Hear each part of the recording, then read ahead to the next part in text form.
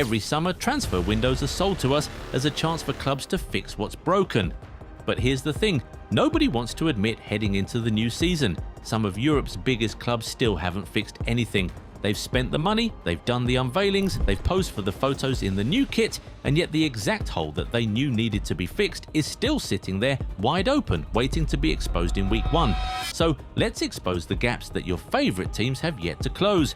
There's no better place to start than Anfield, because Liverpool's problem isn't really a transfer problem, it's an identity problem. Mohamed Salah didn't fade out quietly. Even in what most Liverpool fans agree was his most underwhelming campaign in 9 years, he still had a hand in many goals, overtook Steven Gerrard as the club's all-time Premier League assist king, and finished as the club's outright greatest Premier League goalscorer. That's not a player you replace with a like-for-like signing, and Andoni Iraola knows it. He's been refreshingly honest about it too, saying outright that signing a winger to directly replace Salah would be preparing him to fail. The problem is, honesty doesn't fill a starting 11. As things stand, Liverpool went into pre-season with no recognised senior right-winger on the books, to the point where 19-year-old academy prospect Kieran Morrison was thrown into a friendly against Sunderland just to plug the gap. Yan Diomande slipped away to Real Madrid instead.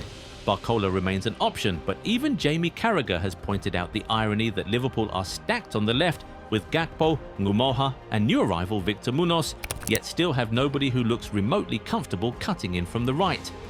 While Liverpool are searching for a wide forward, Barcelona are dealing with an even more fundamental absence. They don't currently have a proven senior striker at all. Robert Lewandowski's exit alone would have been a big enough problem, but Ferran Torres following him out the door to PSG leaves Hansi Flick with almost nobody to play through the middle. For months this has been a one-man chase for Julian Alvarez, and on paper it made total sense, an Atletico Madrid striker who grew up idolising the Camp Nou, reportedly willing to push his own move through.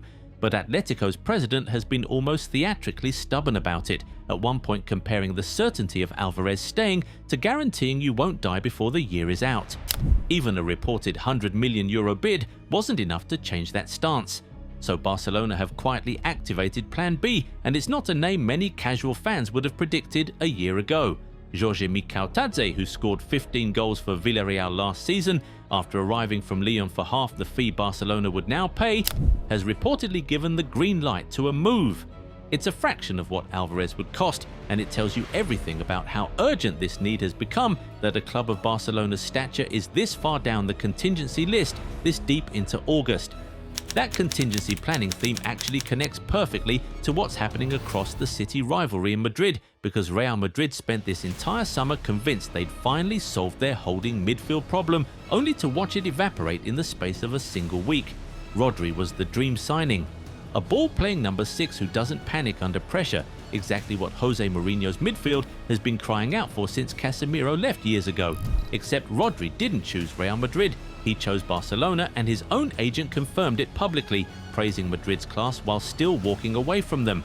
That leaves Mourinho with the same trio he's had all along: Aurelien Tchouameni, who's just signed a new deal through 2031, Federico Valverde and Eduardo Camavinga, who Madrid were actually shopping around this summer before he made clear he'd rather fight for his place than leave. None of that changes the underlying issue. Valverde and Tchouameni have looked genuinely fragile together at times, and Camavinga's stock has fallen after an injury-hit year that kept him out of the World Cup squad entirely. Real Madrid wanted the Ballon d'Or winner sitting in front of their back four. Instead, they're stuck hoping their existing options figure it out on the fly. Now, if Real Madrid's issue is a midfielder they couldn't sign, Chelsea's issue is a goalkeeper they've decided not to. Since Robert Sanchez arrived from Brighton back in 2023, he's racked up the second most errors leading to goals of any keeper in the Premier League, and yet somehow he's been first choice on and off for 3 straight seasons under 4 different managers. Xabi Alonso has now taken over. More than £200 million has been spent rebuilding the squad, and Sanchez is still the man between the sticks. Alonso was directly asked this summer whether Chelsea would go and get an elite goalkeeper, someone like Porto's highly rated stopper, and the answer was essentially no. Chelsea are comfortable with what they've got. Mike Penders, the 21-year-old Belgian who spent the last 2 seasons out on loan, is there as backup and long-term competition, but he's not the finished product yet. So Chelsea open the new season, trusting a goalkeeper whose own numbers suggest he's still a liability waiting to happen. That's a strange bet to make when you've just spent £250 million everywhere else. Manchester United's situation is a little different because at least they're actively trying to solve it, they just haven't finished the job. Michael Carrick lost Casemiro this summer and effectively lost Manuel Ugarte too, after a World Cup ACL injury that will keep him out for most of the season. Andres Santos and Yuri Tielemans have arrived to help, but neither is the physical ball-winning presence United have missed since Casemiro's prime years. That's forced Mason Mount into an unfamiliar deeper role in pre-season, promising in patches, but Mount's fitness record makes betting the whole midfield engine on him feel risky. Then there's left back, which is arguably the more glaring hole.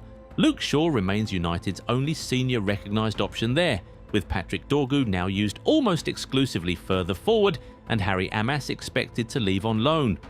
United have chased Lewis Hall relentlessly, only for Newcastle to flatly refuse to sell, and have since turned to names like David Raum and even Real Madrid's Camavinga as versatile alternatives.